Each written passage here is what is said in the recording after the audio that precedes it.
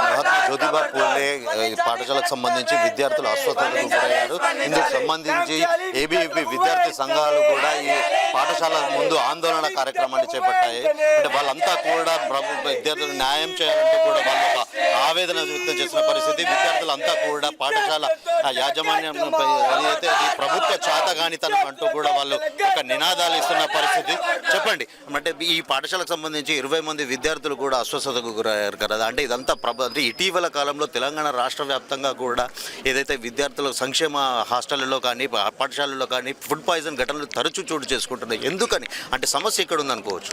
ఈరోజు ఈ యొక్క రాష్ట్ర ప్రభుత్వం పైకి ఏమని పొగుడుతలు చెప్తుందంటే, మేము జిల్లా కలెక్టర్లను కానివ్వండి, అడిషనల్ కలెక్టర్ కానివ్వండి, గురుకుల పాఠశాలల్లోకి ప్రభుత్వ సంక్షేమ హాస్టల్లోకి పంపించి మేము స్వయాన ఫుడ్ చెక్ చేపిస్తున్నామని ఈ యొక్క రాష్ట్ర ప్రభుత్వం పొగుడుతలు చెప్తుంది. కానీ ఇప్పటి వరకు ఈ యొక్క రాష్ట్రంలో ఉన్నటువంటి గురుకుల పాఠశాలలో కానివ్వండి, ఎక్కడ సంక్షేమ హాస్టళ్లలో ఎవ్వరు కనీసం వెళ్ళి పరిశీలించినటువంటి పరిస్థితి ఈరోజు యొక్క తెలంగాణ రాష్ట్రంలో ఏర్పడతా ఉంది. అదే విధంగా వాళ్ళకి విద్యార్థులకి మెస్ ఛార్జీలు పెంచినాం, మేము కాస్మెటిక్ ఛార్జీలు పెంచినాం, మెస్ ఛార్జీలు పెంచినామని ఈరోజు యొక్క రాష్ట్ర ప్రభుత్వం చెప్తూనే ఉంది. కానీ అవి అమలైనటువంటి ఒక రాష్ట్రంలో అమలైనటువంటి పరిస్థితి యొక్క రాష్ట్రంలో ఎక్కడ మనకు కనిపిస్తడం లేదు. ఈ రోజు ఈ యొక్క రాష్ట్రంలో ఇప్పటి వరకు గురుకుల పాఠశాలలో చదువుతున్నటువంటి విద్యార్థులు 51 మంది చనిపోయారు. అయినా కూడా ఈ యొక్క రాష్ట్ర ప్రభుత్వం స్పందించడం లేదు. ఇప్పటికీ ఇదే కరీంనగర్ లో, ఇంత పెద్ద కరీంనగర్ స్మార్ట్ సిటీగా చెప్పుకున్నటువంటి యొక్క కరీంనగర్ లో 23 మంది విద్యార్థులు రాత్రి 12 గంటలకి ఫుడ్ పాయిజన్ అయి వామిటింగ్ చేసుకున్నా కూడా ఇప్పటి వరకు అది ఎందుకోసం అయిందన్నది కూడా వీళ్ళకి ఈ రోజు ఇక్కడ ఉన్నటువంటి అధికారులకు తెలుస్తలేదు.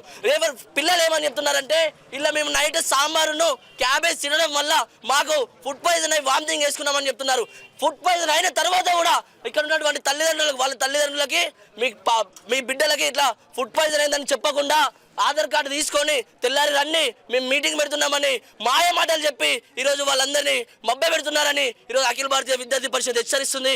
దీనిపైన ఇప్పటికైనా ఈ యొక్క రాష్ట్రంలో ఇప్పటికైనా ఈ ఘటనలు ఆగిపోకపోతే అఖిల భారతీయ విద్యార్థి పరిషత్ పెద్ద ఎత్తున ఉద్యమానికి శ్రీకారం చుడతారని ఈ సందర్భంగా తెలియజేస్తారు. మీరు చెప్పండి, అంటే ఇప్పటికే తెలంగాణ ముఖ్యమంత్రి రేవంత్ రెడ్డి కూడా డైట్ మెను విద్యార్థుల సంక్షేమం కోసం ఒక పౌష్టికాహారాన్ని అందించాలంటూ కూడా కొద్ది రోజుల క్రితమే అనౌన్స్మెంట్ చేసిన, మళ్ళీ ఆ కొద్ది రోజుల తర్వాత ఇలాంటి ఘటనలు అంటే ఇప్పటికే దాదాపు 50కి పైగా విద్యార్థులు పలు హాస్టళ్లలో కూడా అస్వస్థతకు గురవడము, ఇలాంటి ఘటనలు తరచూ పునరావృతమవుతాయి. అంటే ముఖ్యమంత్రి రేవంత్ రెడ్డి స్వయాన ప్రకటించిన అనంతరం కూడా ఇలాంటి ఘటన చోటు చేసుకోవడం చాలా దురదృష్టకరం. అయితే దీనికి సంబంధించి మంత్రులు ఎమ్మెల్యేలు కానీ సంక్షేమ హాస్టల్లో విద్యార్థులతో కలిసి భోజనాలు చేయడం కూడా అంటే ఎక్కడ కూడా అంటే అలాంటి పరిస్థితులు కనిపిస్తున్నాయి. కానీ అంటే ఆచరణలో మాత్రం అలాంటి పరిస్థితులు లేవు. ఈ ఫుడ్ పాయిజన్ గల కారణాలు ఏమై ఉంటాయంటారు? అంటే మీరు విద్యార్థి సంఘాలు ఎలాంటి ఆందోళన చేపడుతున్నారు? ఈ ప్రభుత్వం ఏమవుతుందో రేవంత్ రెడ్డి ఎవరైతే మాట్లాడుతున్నారో కేవలం చాతగాని తనంతోనే మాట్లాడుతున్నారు. రీసెంట్గా మనం చూసుకుంటే హుస్నాబాద్లో మంత్రి పొన్నం ప్రభాకర్ పర్యటనకు వెళ్ళడం జరిగింది. అక్కడ కేవలం మంత్రి వచ్చినందుకు మాత్రమే స్పెషల్ భోజనాలు పెట్టి కేవలం స్పెషల్ వంట వండడం జరిగింది. ఇది కేవలం వాళ్ళ చిత్రపటాల కోసం, వాళ్ళ సోషల్ మీడియా పోస్టుల కోసం, ప్లాట్ఫామ్ కోసం వాళ్ళు హైప్ కావడానికి చేస్తున్న సంగతి. ఇవన్నీ మీరు చూసుకుంటే తెలంగాణ రాష్ట్రంలో దాదాపు సంవత్సరం ప్రభుత్వం వచ్చి ఏర్పడి సంవత్సరం అవుతున్నా కానీ 51 మంది విద్యార్థులు చనిపోయారు. ఇది కేవలం ప్రభుత్వం నిర్లక్ష్యం వల్లనే. గత ప్రభుత్వం చూసుకుంటే విద్యా విధానాన్ని ప్రభుత్వం మొత్తం నాశనం చేసింది. కొత్త ప్రభుత్వం వస్తే విద్యార్థుల జీవితాలు బాగుపడతాయి, విద్యా విధానం బాగుపడుతుంది, విద్యార్థులు మంచి భోజనం పెడతారు అనుకుంటే ఈ ప్రభుత్వం కూడా వాళ్ళ నిర్లక్ష్యంతో విద్యార్థుల జీవితాలతో ఆడుకుంటున్నారు. కేవలం హంగు ఆర్భాటాలకే తప్ప కాంగ్రెస్ ప్రభుత్వం అధికారంలోకి వచ్చినాక 50కి పైగా కూడా విద్యార్థులు మృత్యువాత పడ్డారు. అంటే కలుషితాహారం తిని విద్యార్థులంతా కూడా మృత్యువాత పడ్డారు. ఇప్పటికైనా ప్రభుత్వం కేవలం హంగు ఆర్భాటాలు ప్రకటనల కొరకు మాత్రమే ప్రభుత్వం పనిచేస్తుందంటూ కూడా ఆచరణలో మాత్రం ఎక్కడ సాధ్యం లేదు. అంటే విద్యార్థులకు నాణ్యమైన భోజనాన్ని అందించట్లేదంటూ కూడా విద్యార్థి సంఘాలు ఆరోపిస్తున్న పరిస్థితి. ఇప్పటికైనా ప్రభుత్వం స్పందించి విద్యార్థులకు ఒక పౌష్టికాహారాన్ని అందించాలంటూ కూడా వాళ్ళు ఆవేదన వ్యక్తం చేస్తున్నారు.